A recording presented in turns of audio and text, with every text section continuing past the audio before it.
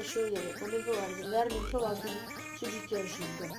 Allora, prima cosa dobbiamo aver completato quella missione dove Trevor deve rubare con l'aereo gigante alla Mary Weather, che poi precipiterà nel mare.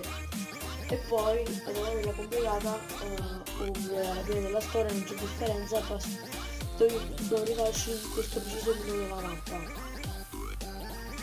Mi stanno vicino alla casa di Trevor, qua.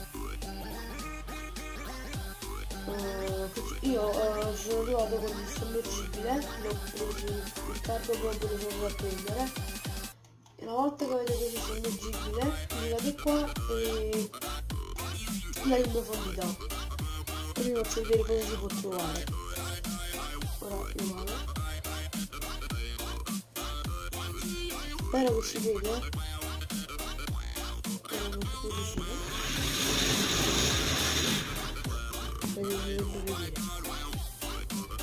Allora, vedete, questo è l'aereo che è tirato nel mare. Vedete? Allora, prima l'aereo si trova nel giro combattimento, eccolo là, poi là c'ho visto niente, vedete? Poi nella cabina di pilotaggio, cioè da questo lato, sulla setta parte dell'aereo, si può trovare il lanciarazzi e basta. Poi qui a destra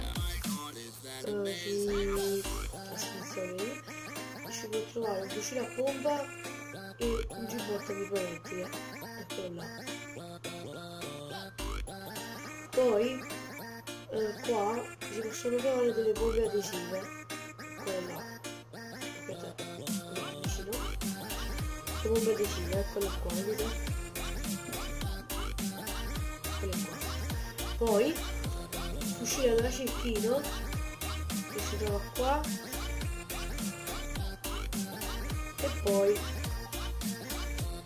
delle granate che si trovano qua dietro, eccole.